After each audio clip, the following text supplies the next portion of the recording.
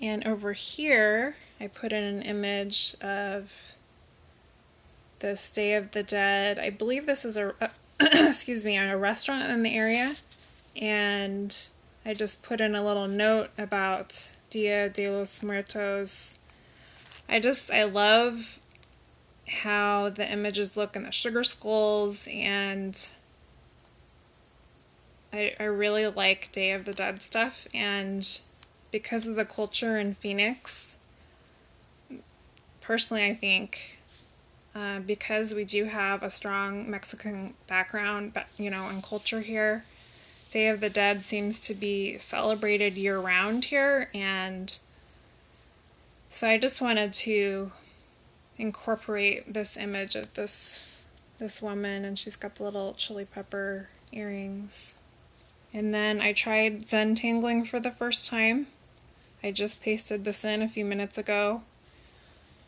I had first heard about Zen Tangling from my friend Leah in California, and at the time I didn't quite understand what it was, but she talked about how it's very meditative and relaxing, and I think when I first tried it, which was last year sometime, I didn't really get it, and I didn't find it relaxing. I thought it was sort of tedious, and I just didn't really think of the possibilities. I didn't think about color. Most of the Zentangles I was seeing were black and white. But then again, I got a lot of inspiration from Julie Balzer, who did a couple of scrapbook soup segments on Zen Tangling, and she made a pair of earrings in one of them, and she really has inspired me in so many ways to just feel free and allow myself to be messy when I'm doing things, and to not have to be perfect. Just the way she talks and the whole way that she describes her own process of making art has really inspired me, and I think it's coming out more when I just sit down and I don't really know what I want to make, but I'm at my craft desk and I just think I'm ready to make something, so it doesn't have to be perfect, and I can play around with all kinds of things. I'm really into upcycling and repurposing, so I've been saving all kinds of stuff. Packaging, any little bottles that I get products in, and papers, wrapping paper, tissue paper, and I just basically don't throw anything away anymore, unless it's just completely beyond, if it's completely trashed, I will toss it or recycle it, but otherwise I've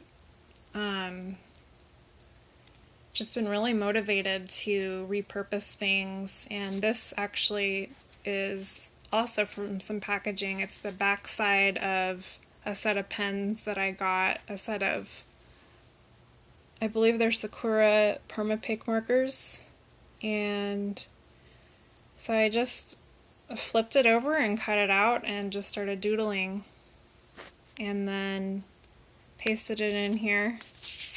I believe that's the last page that I've been working on. I love this map though.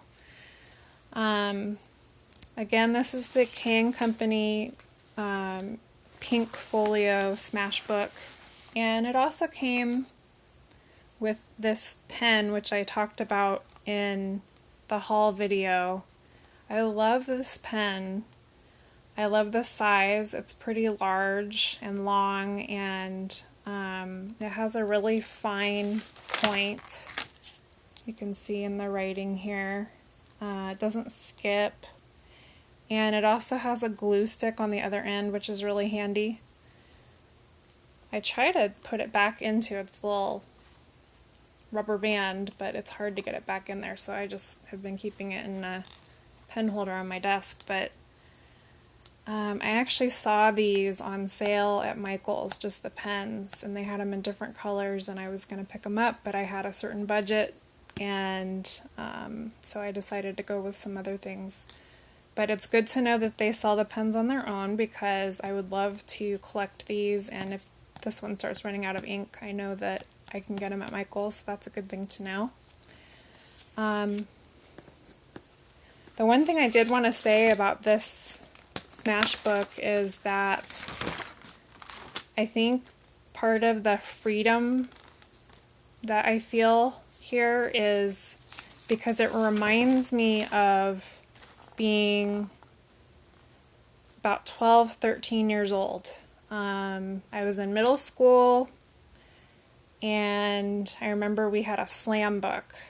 My friends and I had a slam book that we passed around, and it had stickers and all kinds of little things that you could include in it, and we would write notes about and to each other and what was our favorite thing. And there's something about this book that takes me back to kind of a child's like state, or a teen state, and it just allows for this playfulness to come out that I don't think would be coming out otherwise. And so it's been a really fun book, and I actually just picked up Diane Reevely's, one of her visual journals, and I'm hoping to be able to do something similar in that book. Again, it's a lot of white space, it's big pages. So far, I have not been able to do a thing in it, and it's because I think I'm going to wreck it, or I'm going, everything has to be just absolutely wonderful if I'm going to put it in that book. And I know that's not true, but it's still something that I'm working on, and I'm sure that's all a part of this art journaling process, and just the creative process, just allowing yourself that freedom, and to say I am an individual, but I'm also part of a whole, which is I'm not so different from other people. Other people make mistakes. Other people try out things, and sometimes they work and sometimes they don't. And I will continue to update this channel with progress and projects, and I did do a project recently using inchies, which I hadn't heard of before. I had seen, teeny tiny little works of art on tiles, and they have a name, and they are actually inchies because they're 1 inch by 1 inch squares, and they're basically miniature works of art. And I've seen people, they paint teeny tiny little paintings. I did a series of inchies using corrugated cardboard recently, and it was really fun. I played around with alcohol inks and acrylic paint, and then they turned out to be affirmation tiles, because I was moved to write words, one word on each tile that represented something that's going on right now, and thoughts for the end of 2013, beginning of 2014, just things that are going on right now. So I will be sure to share that in a future video, and I hope you enjoyed watching. And please like and subscribe if you like what you see. Okay, thanks so much, YouTube. Bye.